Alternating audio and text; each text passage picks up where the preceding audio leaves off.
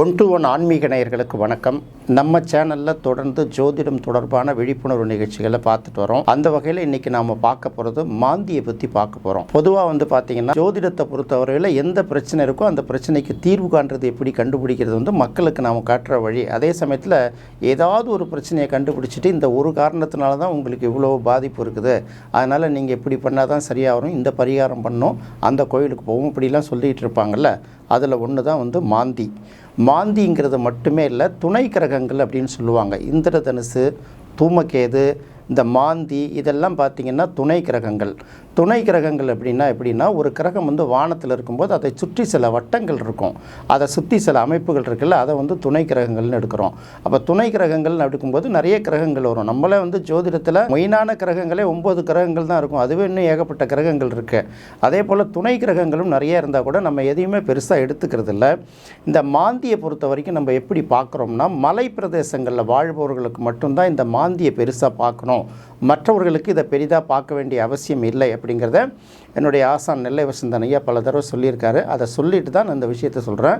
மாந்தியை பொறுத்த வரைக்கும் நீங்கள் பெரிதால் கணக்கெடுக்க வேண்டிய அவசியம் இல்லை. நான் ஏற்கனவே சொன்ன மாதிரி மலை பிரதேசங்களில் பிறந்தவங்களுக்கு மட்டும்தான் மாந்தியை பெரிதாக கணக்கெடுத்துக்கணும். அதனால தான் கேரளா அப்படிங்கிறதே பார்த்திங்கன்னா அது ஒரு மலை பிரதேசம் இல்லையா. இந்த மாந்தியை அடிப்படையாக வச்சு அங்கே தான் பலன் சொல்லுவாங்க. நம்ம நாட்டுக்கு அது பெரிய அளவுக்கு தேவைப்படாதுங்கிறதா என்னுடைய ஆசான் நெல்லை வசந்தன் ஐயா சொன்னது. இருந்தாலும் பல ஜோதிடர்கள் நான் மாந்தி மட்டும் சொல்லுங்கள், உங்கள் ஜாதகத்தில் சொல்லுவாங்கள்ல, உங்கள் நண்பர்கள் யாருன்னு சொல்லுங்கள், நீங்கள் யாருன்னு நான் கண்டுபிடிக்கிறேன் அப்படின்னு சொல்கிறாங்கல்ல, அது மாதிரி உங்கள் ஜாதகத்தில் மாந்தி எங்கே இருக்குன்னு சொல்லுங்கள், நான் என்ன பிரச்சனைன்னு சொல்கிறேன் அப்படின்னு சொல்கிறாங்க. மாந்தியை பற்றி பிரச்சனையெல்லாம் சொல்ல முடியாது, பிரச்சனைக்கு தீர்வும் சொல்ல முடியாது. மிஞ்சி போனால் மாந்தீஸ்வரர் எங்கே இருக்காருன்னு சொல்லிட்டு அந்த கோயிலுக்கு போயிட்டு ஒரு பரிகாரத்தை செஞ்சுட்டு வாங்கன்னு ஒன்று தான் சொல்ல முடியுமே தவிர அதுக்கு தீர்வெல்லாம் சொல்ல முடியாது. அடுத்தது பார்த்திங்கன்னா இந்த மாந்தி அப்படிங்கிறது துணைக்கோள், சனியோட துணைக்கோள். இதை புராணத்தில் என்ன சொல்கிறாங்கன்னா, குளிகன்கிறதும் மாந்திங்கிறதும் சனியோட புதல்வர்கள் அப்படிங்கிற மாதிரி சொல்லிவிட்டு, இந்த புதல்வர்களோடு சேர்ந்து கும்பகோணம் பக்கத்தில் நாச்சியார் கோயிலை ஒட்டி திருநறையூர் அப்படிங்கிற ஊரில் இந்த சனி பகவான் இந்த குளிகனோடையும் மாந்தியோடையும் இருக்கார். அந்த கோயிலுக்கு போய் நீங்கள் அந்த குளிகை நேரத்தில், ராகுகால நேரத்தில், இல்லை சனிக்கிழமையில் போய் பரிகாரம் பண்ணிட்டு வந்தீங்கன்னா இந்த மாந்தி தோஷம் அல்லது குளிகன் தோஷம் உங்களுக்கு போய்டுன்னு சொல்லுவாங்க. அதே போல் பார்த்திங்கன்னா இந்த பக்கம் திருவாலங்காடு, அரக்கோணம் போகிற வழியில் இருக்கக்கூடிய திருவாலங்காட்டில் இருக்கக்கூடிய கோயில்லையும் மாந்தீஸ்வரருக்கு தனியாக ஒரு இடத்துல இருக்கார். ஏற்கனவே எல்லாம் பார்த்திங்கன்னா மாந்தியை போய் நம்ம நின்று தரிசனம் பண்ணிவிட்டு கும்பிட்டுட்டு வரலாம். ஆனால் இப்போல்லாம் யாரும் அவ்வளோ எளிமையாக பண்ண முடியாது. சாதாரணமாக சனிக்கிழமைகளை போனால் கூட பார்த்திங்கன்னா 1500 ரூபாய்க்கு மேலே கட்டணத்தை செலுத்தி தான் தனியாக பரிகாரம் பண்ணிக்குங்கிற நிலவரம் மாறி இருக்குது. பண்டைய கால ஜோதிட நூல்கள்லாம் பெரட்டி அதில் என்னென்னலாம் இதை பற்றிய குறிப்புங்கிறதோட சின்ன விஷயமாக சொல்கிறேன். இப்போ மாந்திங்கிறது 1ஆம் இடத்துல இருந்தால், மாந்திங்கிறது பார்த்திங்கன்னா அது சனி மாதிரியோ, பாவக்கிரகங்கள் மாதிரியோ, ராகு கேது மாதிரியோ, சூரியன் செவ்வாய் மாதிரியோ 3, 6, 10, 11ஆம் இடங்களை தவிர வேறு எந்த இடத்துல இருந்தாலும் சிக்கல் தான் அப்படின்னு சென்ட்ரலாக ஒரு பலனை சொல்லிவிடுவாங்க. அதை குரு பார்த்துதுன்னா அதுக்கு தோஷம் நீங்கிடும் அப்படின்னு சொல்லுவாங்க. சரி, குரு மட்டும் பார்த்தா பரவாயில்ல, செவ்வாயும் பார்க்குது, சனியும் பார்த்துதுன்னா அதுக்கு எப்படி தோஷம் நீங்குங்கிறத யாரும் சொல்ல மாட்டாங்க. இருந்தாலும் ஜோதிட ரீதியாக நூல்களில் என்ன சொல்லப்பட்டிருக்குங்கிறத உங்களுக்கு நான் சொல்கிறேன். 3, 6, 10, 11ஆம் இடங்களை தவிர மாந்தி அல்லது குளிகன் எங்கே இருந்தாலும் அதனால் நல்ல பலன்கள் கிடைக்காது அப்படிங்கிறது ஒரு முக்கியமான ஜோதிட நூல்களில் சொல்லப்பட்ட ஒரு விஷயம். அடுத்தது, லக்னத்தில் மாந்தி இருந்தால் பொதுவாக 1ஆம் இடத்துல பாவக்கிரகம் இருந்தால் அது நல்ல மாதிரி இருக்காது அப்படின்னு சொல்கிறோம்ல.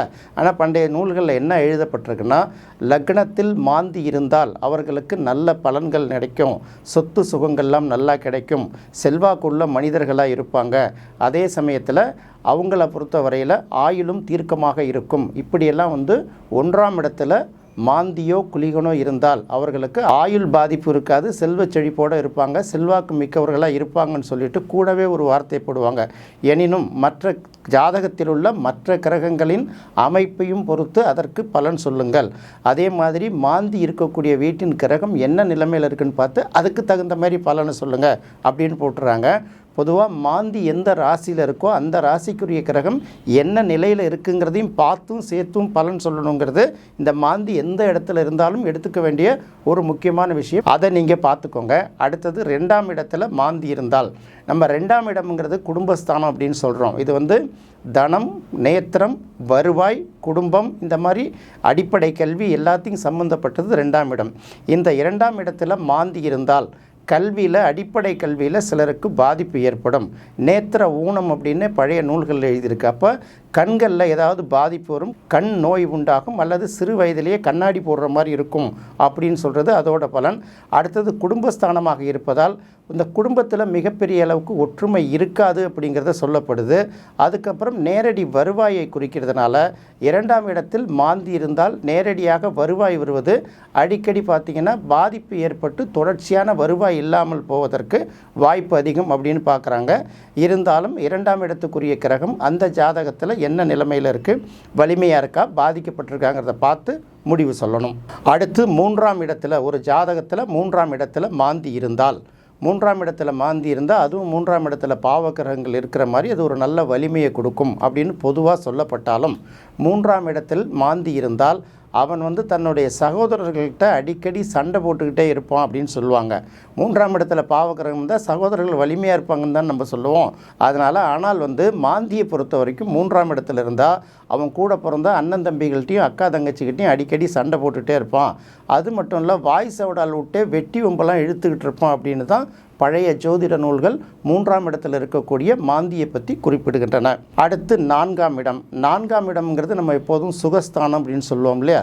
நம்மளுடைய பிறந்த ஊர், நம்மளுடைய கல்வி, நம்மளுடைய தாயார், அதுக்கப்புறம் நம்மளுடைய அடிப்படை வசதிகள், அன்றாட உணவுகள், நாம் உணவு அருந்தக்கூடிய விஷயங்கள், கால்நடைகள், தோட்டந்துறவுகள், விவசாய நிலங்கள், இது எல்லாத்தையும் குறிக்கிறது தான் 4ஆம் இடம். இந்த 4ஆம் இடத்துல போய் மாந்தி உட்காந்தா இந்த அத்தனை விஷயங்களும் பாதிக்கும் அப்படிங்கிற ஒரு விஷயத்தை சொல்லிவிட்டு நிறைய பேர் பார்த்திங்கன்னா ஒரு இடத்துல பிறந்தா கூட நிறைய பேருக்கு அவங்க பிறந்த ஊர்லேயே கடைசி வரைக்கும் இருந்து கடைசி வரைக்கும் இந்த வாழ்க்கையை முடிச்சுட்டு போகிற அளவுக்கு நிறைய பேருக்கு அந்த வாய்ப்பு கிடைக்காதுல்ல. ஆனால் அதே போல தான் 4ஆம் இடத்துல மாந்தி இருந்தால் அவர்கள் எவ்வளவு வசதியான செல்வாக்கான செல்வம் புகழ் செல்வாக்கு பெற்றுள்ள குடும்பத்தில் பிறந்திருந்தாலும் எந்தவித பிரச்சனைகள் இல்லைனாலும் குறிப்பிட்ட சில காலம் சொந்த ஊரை விட்டு வெளியே சில மலை பிரதேசங்களில், அதாவது ஊட்டி கொடைக்கானல் இந்த மாதிரி மலை பிரதேசங்கள்லையோ இல்லை வேறு எந்த பகுதியிலையோ அவங்க வாழ வேண்டிய கட்டாயம் ஏற்படும். சிலருக்கு இந்த வாழ்ந்து முடித்த பிறகு கடைசி காலத்தில் சொந்த ஊருக்கு போகக்கூடிய வாய்ப்பு வரலாம். சில பேருக்கு வாய்ப்பு வராமலே போயிடலாம் அப்படிங்கிறதான் சொல்கிறாங்க. அடுத்தது 5ஆம் இடத்தில் மாந்தி இருந்தால் அது என்ன மாதிரியான பலன்களை கொடுக்கும் அப்படின்னு பார்த்திங்கன்னா, பொதுவாக 5ஆம் இடத்துல மாந்திங்கிறதே பார்த்திங்கன்னா 5ஆம் இடம் புத்திரஸ்தானம், பூர்வ புண்ணியஸ்தானம், புத்திஸ்தானம், இப்படி பல விஷயங்களை சொல்லுவோம் இல்லையா. இப்போ அந்த 5ஆம் இடத்துல போய் மாந்தி உட்கார்ந்ததுன்னா அது புத்திரர்களுக்கு பெரிய பாதிப்பு அப்படின்னு சொல்கிறாங்க. ஏன்னா புத்திரர்களுக்கு பாதிப்புன்னா குழந்தைகள் சில பேருக்கு திருமணமாகி உடனே பிறக்காது, சில பேருக்கு குழந்தை இல்லாமல் கூட போகும், சில பேருக்கு பார்த்திங்கன்னா ஆர்டிஃபிஷியலாக என்ன சில மருத்துவ சிகிச்சைகள்லாம் பெற்ற பிறகு குழந்தை வரும் அப்படிங்கிறாங்கல்ல. எப்படி பார்த்தாலும் 5ஆம் இடத்துல மாந்தி இருக்கிறது நல்ல பலனை கொடுக்காதுங்கிறது பண்டைய நூல்களில் சொல்லப்பட்டிருக்கு. அதே சமயத்தில் 5ஆம் இடத்தில் மாந்தி இருக்கக்கூடிய ஜாதகர் அவர் செல்வம் புகழ் செல்வாக்கோடையும் நல்ல செல்வாக்கோடையும் இருப்பார். அவர் அந்த ஊர்லேயே மதிக்கத்தக்க அளவில் இருப்பார் அப்படிங்கிற குறிப்பையும் கொடுக்குது. இதில் நல்லதை எடுத்துக்கிறதா கெட்டதை எடுத்துக்கிறதா எப்படி இருந்தாலும் ஒரு பக்கம் ப்ளஸ்ஸு இன்னொரு பக்கம் மைனஸுங்கிறத சேர்த்து பார்க்க வேண்டியிருக்கு. 6ஆம் இடத்துல மாந்தி இருந்தால் அது நல்ல பலன்களை தான் கொடுக்கும் அப்படின்னு சொல்கிறாங்க. 6ஆம் இடத்துல பொதுவாக ஒரு பாவக்கிரகங்கள் இருந்தாங்கன்னா எதிரிகள் எல்லாம் என்ன பண்ணுவாங்க, புலியை கண்ட பசு மாதிரி பயந்து ஒதுங்குவாங்க அப்படின்னு சொல்கிறோம்ல. கிட்டத்தட்ட மாந்தி இருந்தாலும் அதே போல் 6ஆம் இடத்துல மாந்தி இருந்தால் அவன் மாபெரும் வீரனாக திகழ்வான் அப்படின்னு சொல்கிறாங்க. வீரனுங்கிறது இந்த இடத்துல எதை சொல்கிறது அப்படின்னு தெரியல. அவனுக்கு பெரிய அளவுக்கு எதிர்ப்புகள் இருக்காது அப்படிங்கிற ஒரு விஷயத்தை நாம் எடுத்துக்கலாம். அதே போல் எந்த அளவுக்கு கடன் நோய் இதால் பாதிக்கப்பட்டிருந்தாலும் கண்டிப்பாக அந்த கடனில் இருந்தும் நோயிலிருந்தும் அவன் ஒரு நாளைக்கு மீண்டு வந்துடுவான் அப்படிங்கிறத அந்த இடத்துல கணக்கு பார்க்கணும். பொதுவாகவே 3, 6, 10, 11 சொன்னோம்ல, அதே போல் 6ஆம் இடத்துல மாந்தி இருக்கிறது எல்லா வகையிலும் நன்மை பயக்கும் அப்படின்னு தான் சொல்லப்படுது. இது நம்ம தமிழகத்துக்கு இந்த மாதிரி பூமி ஏதாவது மலை பிரதேசம் இல்லாத இடங்களுக்கு எந்த அளவுக்கு பொருந்தும்ங்கிறத அவங்கவுங்க ஜாதகத்தின் அடிப்படையில் வச்சு தான் பார்க்கணும். அதே சமயத்தில் 6ஆம் இடத்தில் மாந்தி இருந்தாலும் 6ஆம் இடத்துக்குரிய கிரகம் அந்த ஜாதகத்தில் நல்ல நிலைமையில் இருக்கிறதா அப்படின்னு பார்த்து முடிவு பண்ணோம். இந்த மாந்திய என்ன கிரகங்கள்லாம் இருக்குது பார்க்குது அப்படிங்கிறதையும் சேர்த்து தான் முடிவு பண்ணணுங்கிறத இந்த இடத்துல நம்ம கண்டிப்பாக மறந்துடாமல் தெரிஞ்சுக்கணும். அடுத்தது 7ஆம் இடத்தில் மாந்தி இருந்தால், பொதுவாக 7ஆம் இடம்ங்கிறது கலத்திரஸ்தானம் அப்படின்னு சொல்லுவோம். ஆணாக இருந்தால் பெண்ணும், பெண்ணாக இருந்தாலும் ஆணும் அவர்களுக்கு வரக்கூடிய வாழ்க்கை துணையை குறிக்கக்கூடிய விஷயம் தானே 7ஆம் இடம். இந்த 7ஆம் இடத்துல மாந்தி போய் உட்கார்ந்தா என்ன மாதிரி பலனை கொடுக்கும்னா, கண்டிப்பாக 7ஆம் இடத்துல மாந்தி உட்கார்ந்தா அவங்களுக்கு திருமண பாதிப்பை கொடுக்கும். நல்ல நண்பர்கள் பெரிய அளவுக்கு தொடர்ச்சியாக அவங்களால எல்லா நண்பர்களுடையும் அவங்களுடைய பழக்க வழக்கங்களை தொடர்ச்சியாக கொண்டு போய் சேர்க்க முடியாத அளவுக்கு ஏதாவது இடையில பிரச்சனையும் நண்பர்களால் சிக்கலும் அவர்களால் வம்பு வழக்குகளும் வருவதற்கு வாய்ப்பு அதிகமாக இருக்குது. அதே போல் இந்த கூட்டு தொழில்கள், அதாவது சில பேருக்கு திறமை இருக்கும், சில பேர்கிட்ட பணம் இருக்கும், இது ரெண்டும் சேர்ந்து செய்கிறது தான் கூட்டு தொழில். இந்த மாதிரி கூட்டு தொழில் செய்கிறவங்களுக்கு மிகப்பெரிய பாதிப்பு வரும். நண்பர்களுக்குள்ள, பங்காளிகளுக்குள்ள, இந்த மாதிரி தொழில் பார்ட்னர்களுக்குள்ள ஒற்றுமை இல்லாமல் போகும் அப்படிங்கிறத சொல்லிவிட்டு 7ஆம் இடத்துக்குரிய கிரகம் எந்த நிலைமையில் அந்த ஜாதகத்தில் இருக்குங்கிறத பாருங்கள். அது வலிமையாக இருந்தால் அதை அனுசரித்து பலன் சொல்லுங்கள் அப்படிங்கிறது தான் நம்மளுடைய பண்டைய ஜோதிட நூல்களில் மாந்தியை பற்றி குறிக்கும்போது தவறாமல் சொல்லப்பட்டிருக்கக்கூடிய ஒரு விஷயம். பொதுவாக 8ஆம் இடத்துல மாந்தி இருந்ததுனால் கிட்டத்தட்ட எந்தவித நல்ல பலனும் அவங்களுக்கு நடக்காது அப்படின்னு சொல்கிறாங்க. பொதுவாகவே 8ஆம் இடத்துல எந்த கிரகம் இருந்தாலும் நல்ல பலன் கிடையாது. சனி மட்டும்தான் 8ஆம் இடத்துல நல்ல பலனை கொடுக்கும். ஏன் அப்படின்னு கேட்டிங்கன்னா, ஆயுளை குறிக்கக்கூடிய ஸ்தானம் 8ஆம் இடம். ஆயுளை குறிக்கக்கூடிய கிரகம் சனி. ஆயுளை குறிக்கக்கூடிய 8ஆம் இடத்தில் ஆயுளை குறிக்கக்கூடிய கிரகமான சனி இருந்தால் அது அவங்களுக்கு ஆயுள் தீர்க்கம்னு சொல்லுவாங்க. காரகோ பவனாஸ்தி அப்படிங்கிற ஒரு விஷயம் சனி பகவானுக்கு மட்டும் விதிவிலக்கானதுங்கிறதுனால அப்படி எடுத்துக்கலாம். அதே போல் 8ஆம் இடத்தில் மாந்தி இருந்தால் அது எக்காரணம் கொண்டும் நல்ல பலனையே கொடுக்காது. 8ஆம் இடம் ஆயுளை குறிக்கக்கூடிய இடங்கிறதுனால இந்த நீர் அந்த மாதிரி முக்கியமான இடங்களில் அவங்களுக்கு ஆயுள் பாதிக்கப்படக்கூடிய வாய்ப்பு அதிகமாக இருக்குது. நீரால் கண்டம் இருக்குன்னே சொல்லுவாங்க. அதனால் நீங்கள் பயப்பட வேண்டிய அவசியம் இல்லை. அந்த இடத்த எந்த கிரகம் பார்க்குது, மாந்தியை உண்மையிலே பலனுக்கு எடுத்துக்கணுமா எல்லாத்தையும் பார்த்துட்டு 8ஆம் இடத்துக்குரிய கிரகம் என்ன நிலையில் இருக்குங்கிறத முடிவு பண்ணி தான் இந்த பலனை நாம் எடுக்கணும். அதனால் அந்த மாந்தியை மட்டுமே வச்சு ஒரு ஜாதகத்தில் பலனை கழித்து பயப்பட வேண்டிய அவசியம் இல்லைங்கிறத தெரிஞ்சுக்கணும். அடுத்தது 9ஆம் இடம். 9ஆம் இடம்ங்கிறது பாக்கியஸ்தானம் இல்லையா? இந்த பாக்கியஸ்தானம் ஒருத்தவங்களுக்கு நல்லா இருக்கணும், அல்லது பாக்கியஸ்தானத்தை நல்ல கிரகங்கள் பார்க்கணும். அப்படியும் இல்லாட்டி பாக்கியஸ்தானத்தில் சுப கிரகங்கள் இருக்கணும். அப்போ தான் இந்த வாழ்க்கையில் அவங்களுக்கு தேவையான நேரத்தில் தேவையான பொருள்கள், தேவையான வாய்ப்புகள் கிடைக்கும். பல்லு போன பிறகு பட்டாணி சாப்பிட்ற யோகம் வந்தால் நமக்கு சரிப்படுமா? பல்லு இருக்கிறப்பே பட்டாணி சாப்பிட்ற யோகம் வந்தால் தானே அது வாழ்க்கைக்கு பயனுள்ளதாக இருக்கும். இப்பேற்பட்ட 9ஆம் இடத்துல போய் மாந்தி உட்கார்ந்துருந்துன்னா அவங்களுடைய பாக்கியம் பாதிக்கப்படும். பாக்கியம்னா என்ன? அவங்களுடைய வாழ்க்கையில் ஆசைகள்ங்கிறது நிறைய இருக்கலாம். ஆனால் அடிப்படையாக அவங்கவுங்க வாழ்க்கையில் இந்தந்த வயசில் இதெல்லாம் நடக்கணும்னு இருக்குல்ல, இது எந்த வகையிலையும் பாதிக்காமல் இருக்கணும். அப்போ பாக்கியஸ்தானம் நல்லா இருக்கான்னு பார்ப்பாங்க. அந்த இடத்துல போய் மாந்தி உட்கார்ந்துருந்துன்னா அவங்களுடைய அந்த நிறைவான வாழ்க்கைங்கிறதோ, நிறைவான கல்விங்கிறதோ, நிறைவான ஒரு இடத்துக்கு போயிட்டு வர்ற பயணங்கள்ங்கிறதோ இதெல்லாம் பெரிய அளவுக்கு பாதிக்கப்படுது. ஆனாலும் அவர்கள் நல்லா இருப்பார்கள் அப்படின்னு இந்த இதில் சொல்கிறாங்க. அதே சமயத்தில் 9ஆம் இடத்தில் மாந்தி இருந்தாலும் 9ஆம் இடத்துக்குரிய கிரகம் அந்த ஜாதகத்தில் நல்ல நிலைமையில் இருக்கான்னு பார்த்து தான் இதையும் நீங்கள் முடிவுக்கு வரணும். அடுத்து மாந்தி 10ஆம் இடத்தில் இருந்தால் என்ன மாதிரியான பலனை கொடுக்கும் அப்படின்னு பார்க்கும்போது, பொதுவாக பாவக்கிரகங்கள் 10ஆம் இடத்துல இருந்தால் நல்ல பலனை தானே கொடுக்கும்.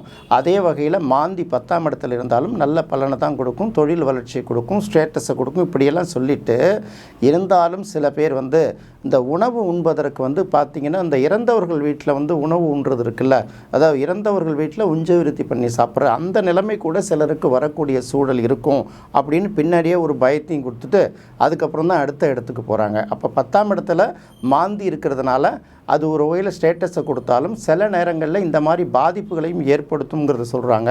அதனால் மாந்திங்கிறத பெருசாக எடுக்கிறத விட்டுட்டு 10ஆம் இடத்துக்கு உரிய கிரகம் 10ஆம் இடத்துல ஒரு பாவக்கிரகமாவது இருக்காங்கிறத பார்த்து தான் இந்த நம்ம முடிவு பண்ணிக்கணுங்கிறத நாம் நல்லா தெரிஞ்சுக்கணும். அடுத்து 11ஆம் இடம். 11ஆம் இடம்ங்கிறது உபஜயஸ்தானம் அப்படின்னு சொல்லுவாங்க. உபஜயஸ்தானத்தில் பார்த்திங்கன்னா நல்ல கிரகங்கள், பாவக்கிரகங்கள் இருந்தாலும் நல்ல பலனை கொடுக்கும், சுப கிரகங்கள் இருந்தாலும் நல்ல பலனை கொடுக்குங்கிறது ஒரு பொதுவான விதி.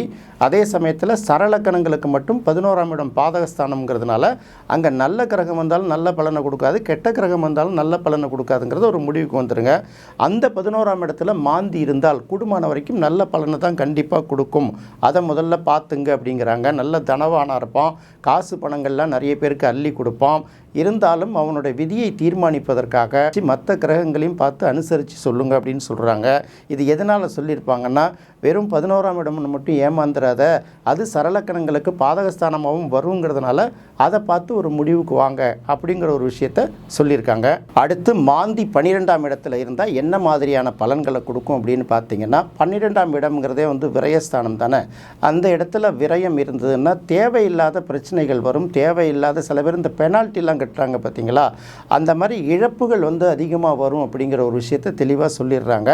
பொதுவாக 12ஆம் இடம் விரயஸ்தானம் தானே. அதே போல் வந்து இந்த தூக்கங்களும் சில பேருக்கு பாதிக்கப்படும். ஒரு இடத்த விட்டு இன்னொரு இடத்துக்கு மூவ் ஆகி போகணும்னு நினச்ச நேரத்துக்கு போக முடியாது, பல்வேறு தடைகள் எல்லாம் வந்து சேரும் அப்படின்னு சொல்லிட்டு இந்த மாந்தி இருக்கிறதுனால ஒரு சிறப்பையும் சொல்கிறான். இவர்கள் வந்து மிகப்பெரிய ரசவாதிகள் அப்படின்னு சொல்கிறாங்க. அது என்ன ரசம்னா, இந்த இடத்துல ரசவாதம்ங்கிறது மருத்துவத்தையும் வேதியியலையும் எடுத்துக்கணும், ரசாயனத்தையும் எடுத்துக்கணும். அவங்க வந்து மிகப்பெரிய அளவுக்கு ரசாயன சம்மந்தப்பட்ட துறைகளை கையில் எடுத்தாங்கன்னா அவங்களுக்கு வந்து அதில் பெரிய அளவுக்கு வெற்றி கொடுக்கும். 12ஆம் இடத்துல மாந்தி இருக்கிறவர்கள் மருத்துவர்களாக இருந்தாங்கன்னா அவங்க வந்து மருத்துவத்தில் வந்து கை தேர்ந்தவர்களாக இருப்பாங்கங்கிறது ஒரு சின்ன குறிப்பு தான்.